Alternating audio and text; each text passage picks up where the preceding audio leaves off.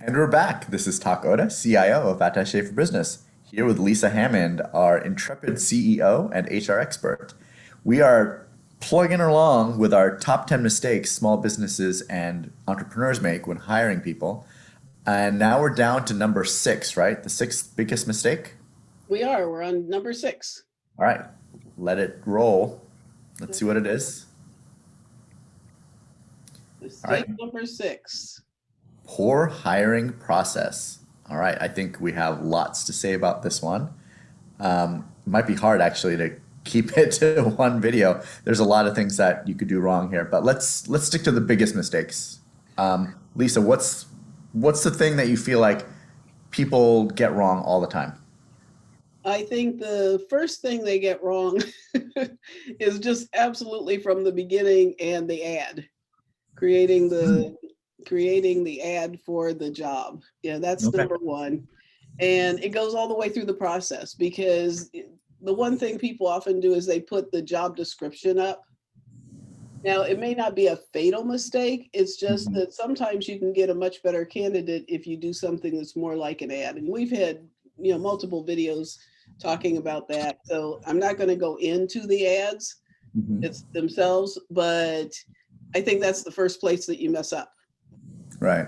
And the other thing is, and we actually talk about this later. The other thing is just adding too many things to the job description or the ad. Like they want too much. So, if for the person to do too much, so it's more than one person's job. But Mm, that's number one. And then after that, it is everything. I mean, every step of the process is important because this is what the applicants see. This is what people who have applied but aren't real, but don't get the job. This is what they experience. So this is their experience of your company often. Unless you have a large company and we're dealing with small businesses. So most of you don't have really large companies and may not be that well known. But when somebody applies to your job, then that's their experience of your company. hmm. So that can give you, that can create a bad reputation, particularly if you interview the person or you get back to them and then you don't get back to them again. Hmm. That's so you want to make sure that you're following up and sending them feedback of no, I'm sorry, we're not moving you forward, or we are moving you forward. The other thing that you want to do is you want to keep the paperwork together because there are a number of applicant tracking systems out there where you can do this, Hmm. but you want to make sure that your process is clean so that you know who you are moving forward, who you're not moving forward, and you aren't losing resumes. If you're collecting resumes and emails, make sure that you have a specific place that you're putting them so that you're not losing them. Um,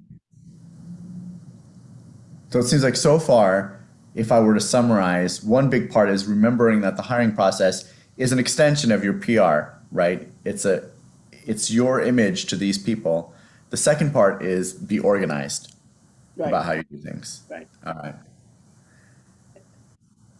And I almost, now that I'm talking to you, I almost feel like we should have an entire series just about this, just because there's so many pieces to this. Yes. So I'm almost wondering if we should just stick to just like broad strokes about things people should keep in mind. Yeah. But why don't we just promise right here that we're going to have a series about the hiring Hiring process? process. Okay.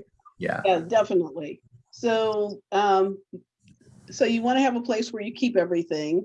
Hmm. And I recommend if you don't have an applicant tracking system, use a spreadsheet and make sure you put each person's name on it, put where they are in the process and where you're rejecting them. So you want to be sure that you reject people along the way.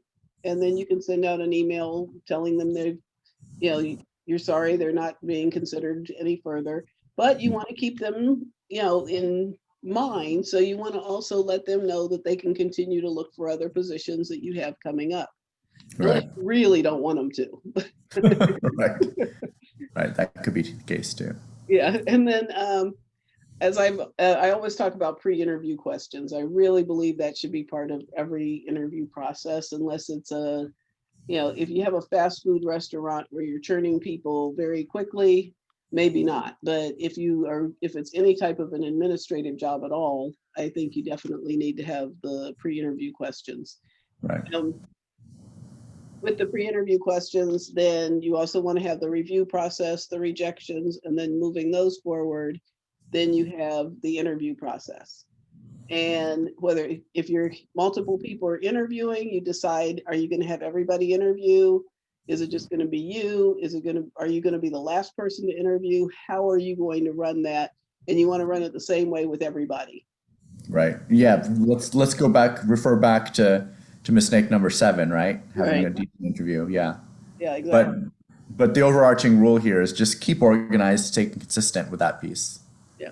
And then reference checks. Most people don't do reference checks, honestly.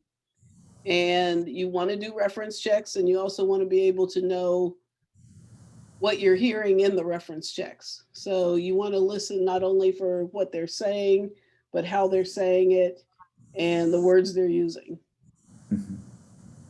And then the last part of it is once you find the right person, if you're going to do background checks or anything like that, go ahead and do that. But making the offer is another place where people make mistakes. But that's one where Hmm. we definitely want to get into that Okay. specifically. All right. You heard it here. Lisa's going to talk about the offer as well. Okay, great, Lisa. Thanks. I don't want to get too deep into this because it's just an endless hole. I think there's a lot. There's a lot. So thanks, and we'll keep going with this with number 5 next time. Yeah. Number 5. All right. All right. See you next time. Bye, everybody. Like, subscribe.